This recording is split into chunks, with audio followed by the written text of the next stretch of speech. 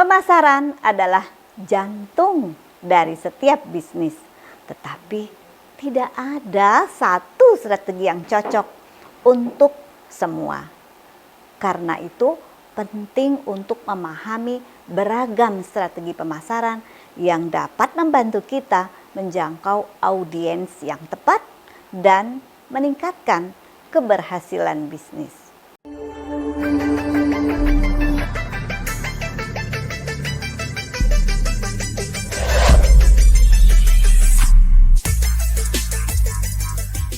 Selamat datang di dunia manajemen pemasaran, di mana strategi bertemu kreativitas. Strategi pemasaran merupakan pendekatan yang digunakan perusahaan untuk memilih pasar sasaran, memahami kebutuhan pelanggan, dan membedakan penawaran mereka dari pesaing guna menciptakan nilai bagi pelanggan dan mencapai keunggulan kompetitif. Strategi pemasaran yang efektif mencakup 5 langkah. Pertama, analisis pasar. Yang kedua, segmentasi. Yang ketiga, penargetan. Yang keempat, positioning. Dan yang kelima adalah pengembangan bauran pemasaran. Mari kita analisis satu persatu. Analisis pasar atau market analysis adalah proses mengumpulkan dan mengevaluasi informasi tentang pasar, termasuk tren industri, perilaku pelanggan, pesaing, dan faktor lingkungan eksternal. Ada 4 komponen analisis pasar. Pertama, analisis pelanggan. Memahami siapa pelanggan, apa yang mereka butuhkan, dan bagaimana mereka berperilaku. Kedua, analisis pesaing. Mengidentifikasi pesaing utama, apa keunggulan mereka, dan strategi yang mereka gunakan. Dan yang ketiga adalah analisis tren industri. Meneliti perubahan dalam teknologi, regulasi, dan preferensi pelanggan. Dan yang keempat, melakukan analisis.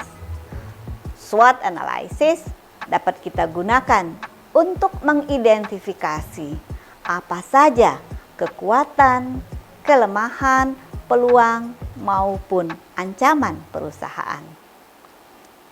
Ini contohnya. Coca-Cola menggunakan riset pasar untuk memahami perubahan preferensi pelanggan terhadap minuman sehat. Berdasarkan analisis ini, mereka meluncurkan produk seperti Coca-Cola Zero Sugar untuk menjangkau konsumen yang lebih peduli dengan kesehatan. Yang kedua, segmentasi pasar. Segmentasi pasar adalah proses membagi pasar menjadi kelompok-kelompok pelanggan yang memiliki karakteristik, kebutuhan, atau perilaku yang serupa. Ada 4 jenis segmentasi pasar. Pertama, segmentasi demografis. Ini pengelompokan berdasarkan usia, jenis kelamin, pendapatan, pekerjaan, dan lain-lain. Yang kedua, segmentasi geografis. Berdasarkan lokasi, seperti kita bisa mengelompokkan konsumen berdasarkan negaranya, kota, atau bisa juga dari iklimnya. Yang ketiga adalah segmentasi psikografis. Kita kelompokkan berdasarkan gaya hidup, kepribadian, dan nilai yang dianut pelanggan. Sedangkan yang keempat adalah segmentasi perilaku. Kita kelompokkan pelanggan berdasarkan kebiasaan pembelian dan loyalitas pelanggan. kita berikan ilustrasi bagaimana Nike menggunakan segmentasi psikografis dengan menargetkan pelanggan yang memiliki gaya hidup aktif dan suka berolahraga.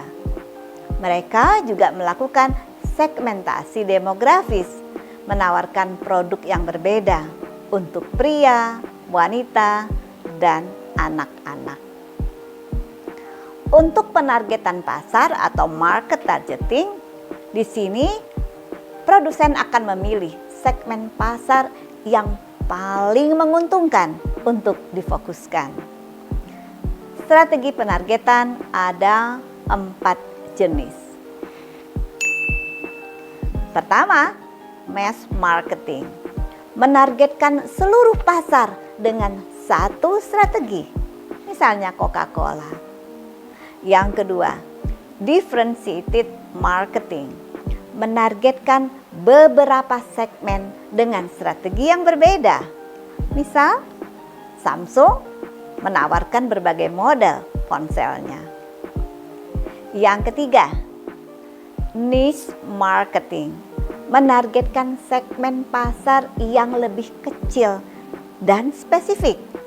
Misalnya, Rolex menawarkan jam tangan untuk pasar premium. Dan yang keempat adalah micro marketing. Menyesuaikan produk untuk individu atau lokasi tertentu.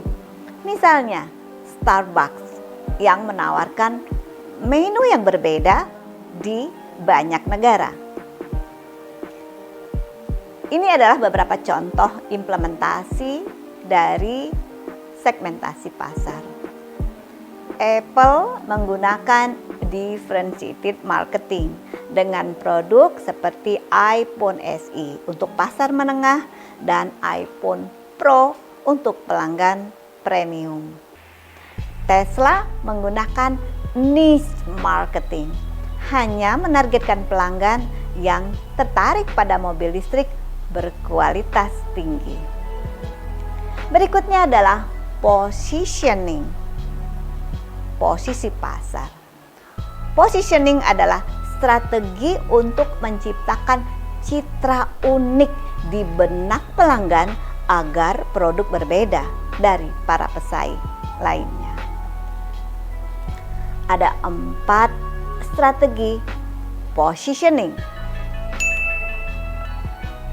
Pertama, product attributes positioning. Jadi di sini menonjolkan fitur produknya. Contoh, Volvo dengan fitur keselamatan. Yang kedua adalah benefit positioning. Menekankan manfaat utama produk. Contoh, pasta gigi Sensodyne untuk gigi yang sensitif. Yang ketiga, price quality positioning. Menawarkan harga yang lebih tinggi dengan kualitas yang lebih baik. Contoh, Gucci dalam industri fashion. Yang keempat, competitor based positioning. Menunjukkan keunggulan dibanding pesaing. Misalnya Pepsi dengan Coca-Cola. Berikut ini adalah contoh yang lebih luas lagi. Misalnya, Starbucks memposisikan dirinya sebagai kopi premium dengan konsep third place, tempat nyaman di luar rumah dan kantor.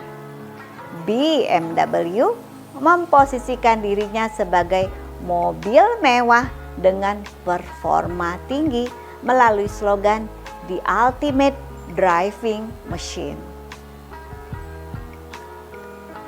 Selanjutnya adalah pengembangan bauran pemasaran, atau kita lebih mengenalnya dengan marketing mix, atau mungkin ada lagi yang lebih mengenalnya dengan 4P.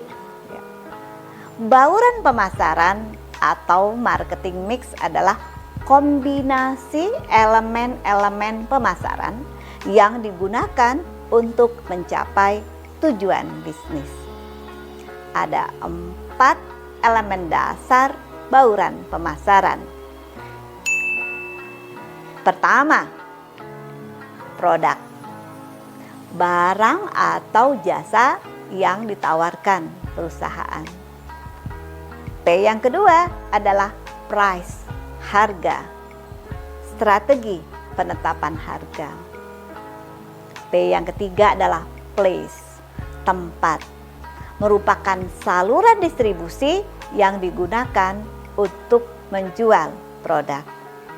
Dan P yang terakhir, P yang keempat adalah promotion, promosi.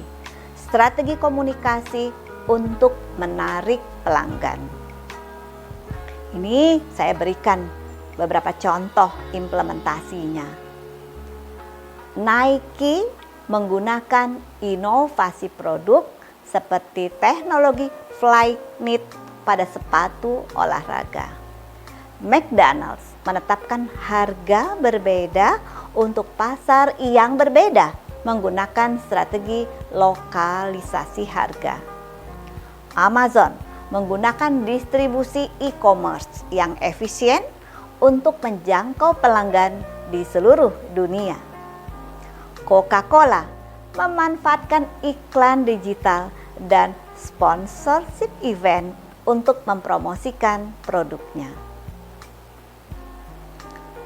Strategi pemasaran yang efektif mencakup analisis pasar, segmentasi, penargetan, positioning, dan pengembangan bauran pemasaran. Kita melihat bagaimana Apple misalnya menerapkan semua langkah-langkah ini dengan melakukan analisis tren teknologi dan kebutuhan pelanggan, mensegmentasikan pasar berdasarkan demografi dan psikografi, menargetkan segmen kelas menengah dan kelas atas, memposisikan produknya sebagai perangkat premium, menggunakan bauran pemasaran, produk yang inovatif, harga yang premium, distribusi eksklusif, dan promosi yang agresif. Jadi, beragam strategi pemasaran ini memiliki kelebihan dan tantangan masing-masing.